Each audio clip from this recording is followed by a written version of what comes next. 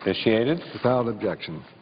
Thank you, Mr. President. I rise today to strongly support Richard Cordray, the President's nominee to be Director of the Consumer Financial Protection Bureau. 3 years ago, our economy was tumbling into the deepest recession since the Great Depression.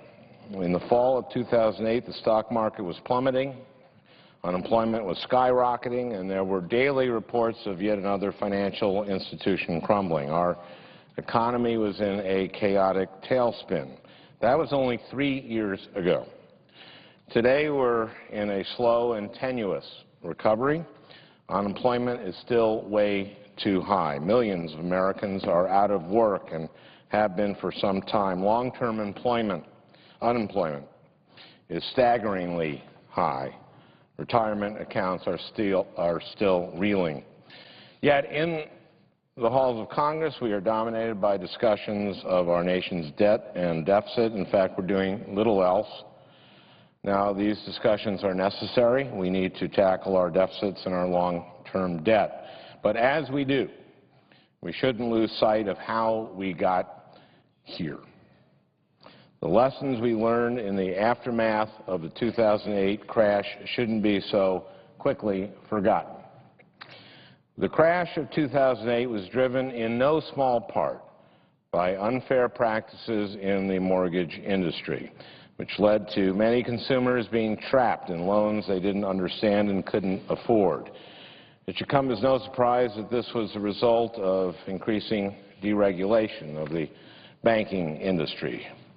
So, in response, Congress passed the Dodd-Frank Wall Street Reform and Consumer Protection Act. Dodd-Frank, which was passed into law last year, sought to rein in abusive practices, protect American consumers, and prevent future meltdowns. One of the bill's centerpieces was the establishment of the Consumer Financial Protection Bureau. The CFPB is the first federal financial regulator devoted solely to looking out for the best interests of American consumers, and to do so before a crash and before any taxpayer-funded bailouts are necessary. The CFPB's mission is a common-sense one. The CFPB is tasked with ensuring that consumer financial markets are fair and competitive, that consumers have clear information about financial products, that financial practices are not unfair, deceptive, or abusive, and that consumer financial regulations are improved and streamlined. The CFPB seeks to empower American consumers to make the best financial decisions for their families, and that can only help out our nation as a whole. And several months ago, on the one-year anniversary of the enactment of Dodd-Frank, there was good news and bad news. The good news was that the CFPB officially opened its doors. It's already hired staff and begun some of its work. In fact, a while back, I met with Mrs. Holly Petraeus, who is heading up the Office for Service Member Affairs at CFPB. She wanted to discuss a few problems that disproportionately harm members of our armed services. We talked about ways to educate service members about the potential downfalls of certain types of loans. And this is exactly the type of work that I'm so happy that the CFPB has begun. That is the good news. The bad news is the CFPB still does not have a director. Under Dodd-Frank, the CFPB cannot fully do its job until a director is in place. It can do some things, but it will be limited until the Senate confirms a nominee. President Obama has nominated Richard Cordray. Rich is an impressive figure, and he has my full support.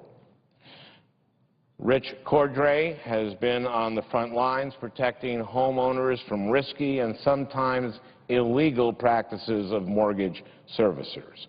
In 2009, he was the first state attorney general to take on mortgage a mortgage servicer for violating consumer laws.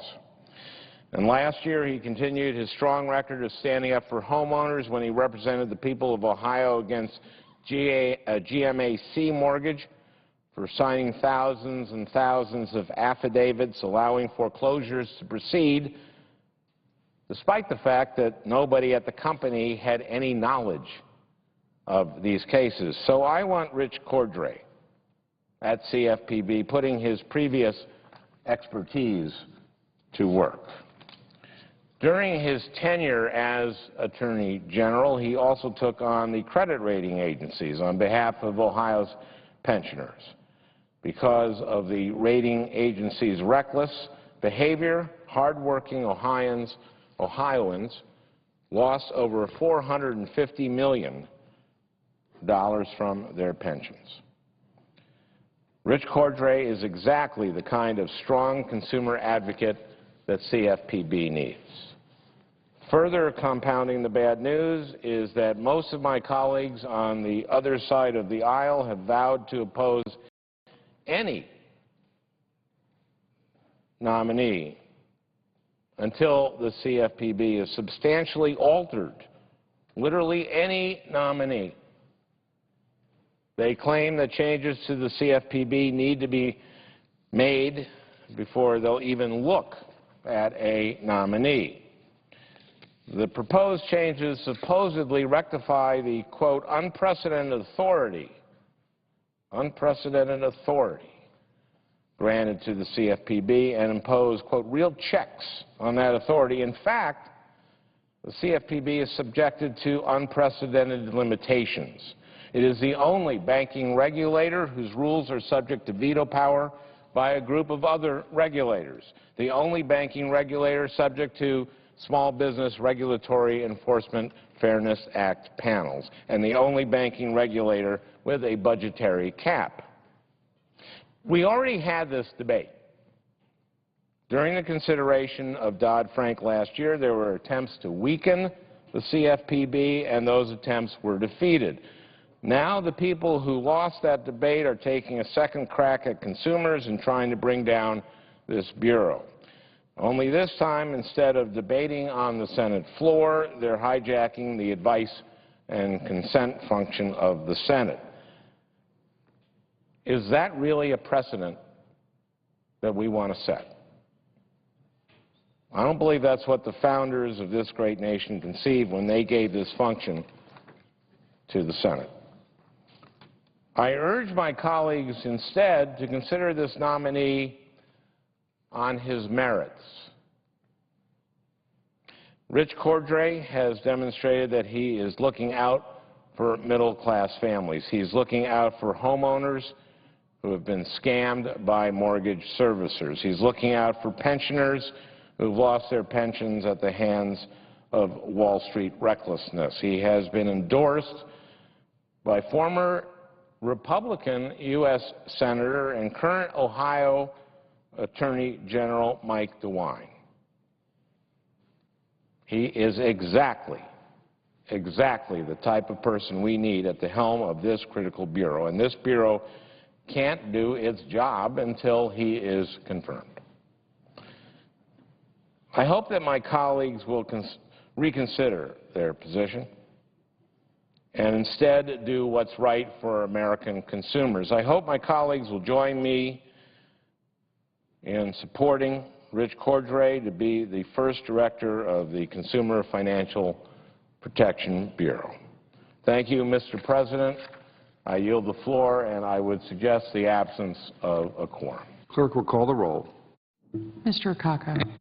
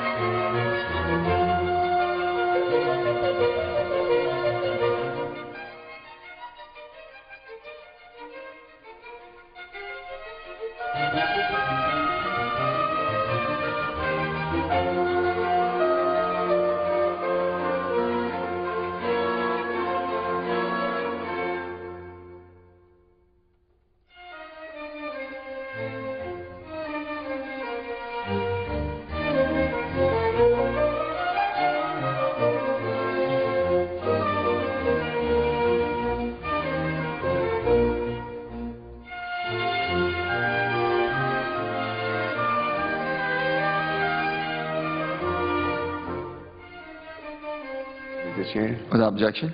Mr. President, today is Delaware Day.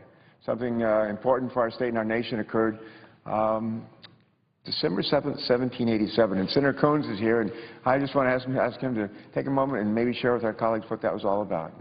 Senator Harkin was kind enough to give us a couple of minutes on his time to do this. But Senator Coons, what did happen there at that Golden Fleece Tavern? Well, Senator Carver, thank you for the chance to enter into this colloquy with you about Delaware Day. As some folks may know, if you look at the Delaware flag, as the senior senator mentioned, there's the date, December 7th, 1787, and that's the day that 30 Delawareans, elected delegates, gathered in the Golden Fleece Tavern in Dover and voted unanimously to make Delaware the first state to ratify the United States Constitution, and that's why our state moniker is? The first state. The first state. Small wonder. And the guys that were there that day, about 30 of them, had been there for 3 days. I like to say they were there drinking hot chocolate at the Golden Fleece Tavern. I'm not sure what they were drinking, but the outcome was a good one. And for one whole week after that, Delaware was the entire United States of America. And sort of opened it up. And who did we let in next? Was it Pennsylvania? I think maybe Pennsylvania, maybe New Jersey, and then the rest have followed. And I think for the most part, it turned out pretty well. Well, and Senator, one of the things I have always been struck by is that it was 11 years before that that Delaware actually on Separation Day, on June 15th of 1776, acted both to declare its independence from Pennsylvania and its independence from the King of England. And by doing so, acted in an incredibly risky way, because had the Continental Congress July 4th not chosen to ratify the Declaration of Independence, then Delaware would have stood alone and arguably hung alone for having taken the risk of stepping out first. So Delaware has a tradition of being first in declaring its independence, in acting to secure its independence, and in ratifying the Constitution that set the whole structure that ended the debate over the Articles of Confederation and moved towards a federal system, one where we look to each other as states and look to this government for the provision of and the securing of our liberty through the balance of justice and liberty that we rely on so much in this body. What else are we doing to celebrate this great day, Senator Carper? That Constitution that was ratified that day, think about it, the most enduring Constitution of any nation on earth, the most copied, if you will, emulated Constitution of any nation on earth as well. And a living document that provides provisions for us to change it and to update it as time goes by. It's remarkable. We're very proud of the role that we played in getting the ball rolling on this great country of ours. I want to go back to July 1776, if I can. From not far away from the Golden Fleece Tavern, a guy named Caesar Rodney rode his horse, and you wanted to share just quickly that story?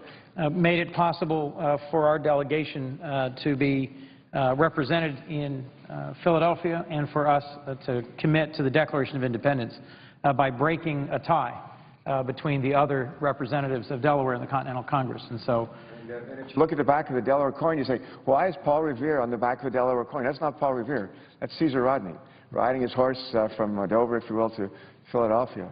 And for people who ever, a lot of people are familiar with the Dover Air Force Base. We have big planes that come in and land there, C-5s, C-17s that fly all over the world. But as you come in on the approach into the runway, heading really northeast to land, you fly over, very close to flying over an old plantation house there where a guy named John Dickinson used to live. John Dickinson, there's a high school in Delaware. A lot of people say, well, there's a high school named after John Dickinson. He's also a guy that was involved in the Constitutional Congress and also involved in the Declaration of Independence. And he was the penman of the Revolution. And so you think about it there, Golden Fleece Tavern, Constitution ratified, Caesar Rodney departing from not far from there to go cast a tie-breaking vote for the Declaration of Independence, and the penman of the Revolution going up in what's now the Dickinson Plantation. A lot of history right there. A lot of history, especially for a state that doesn't have a national park. Although we have a senior senator who is tireless in his effective advocacy. Maybe we should do something about that. And with your help and that of Congressman Carney and our colleagues here in the Senate and the House, maybe including the presiding officer there from North Carolina, believe it or not, the economic value of the national park, or maybe we can close on this, the economic value of national parks is actually charted for every one of our states. The most visited site in the United States among tourists from foreign countries are national parks. The economic value to the state of North Carolina, I was told last year, from their national parks, $700 million. Well, $700 million, not bad. And if I might, just later today, we're having our first Delaware Day reception here in one of the Senate buildings. It's a way for us to promote and celebrate what is great about Delaware. But one of the things that I treasure most about Delaware is our unique political culture, a culture that focuses on consensus, on reasoned compromise, on bringing folks together from across what is in some other places a sharp partisan divide to find reasonable, principled paths forward to tackling the challenges that face our state. It is that consensus, common sense approach that I know my senior senator brought to his 2 terms as governor and has brought here to the Senate. Our congressman, who was on national television this morning with a Republican co-sponsor of an initiative, has also made that sort of a hallmark of his tenure, and I know that our governor has as well. So I just wanted to suggest that one of the things I think makes Delaware unique, special, valued first, isn't just our agricultural products, isn't just our great and enjoyable food products, isn't just a unique history at the beginning of our country, but is also how we continue to find ways to build bridges across the divide that so many Americans watch us here in the Congress wrestling with at this moment, and that I think in our home state we've managed to find a good path forward. Madam President, we call this the Delaware way. And as my colleague from Delaware knows, whenever I run into people who have been married a long time, 50, 60, 70 years, I ask them, what's the secret for being married 50, 60, or 70 years? And they give me some really funny answers. But they also give me some very poignant answers. And one of the best answers, and one of the ones I hear over and over and over again, is the reason why they've been married for a long time is the 2 C's. The 2 C's. And I say, well, what are the 2 C's? And I said, communicate and compromise. And I would just suggest that's what we do pretty well in our state. And it's not only good advice to create an enduring marriage, but it's also would be good advice for us here in this body, in this town, to do a better job, both parties, to communicate and in the end to compromise. And we show, I think, every day in our state that if you do those things, take that seriously, the result is pretty good. And we could get a better result here if we keep that in mind. But with that, I think we said our piece. It's Delaware Day one more time, and may the spirit of Delaware and the Delaware way permeate this place as well. My friend, it's a joy to be here with my friend and colleague, Senator Coons. Thank you, Senator. Thank you. Thank you, Madam President. And with that, I would note the absence of a quorum. The clerk will call the roll. Mr. Akaka.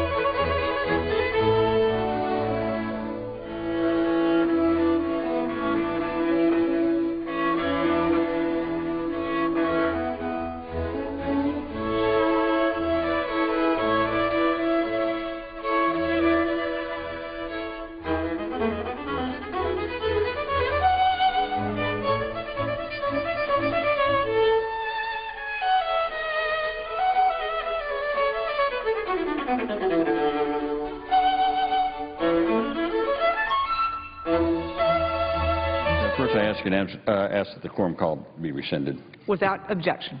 Madam President, I ask unanimous consent that Ashley Stevens and Anna Eston of my staff be granted floor privileges for the duration of today's proceedings. Without objection. Madam President, I've come to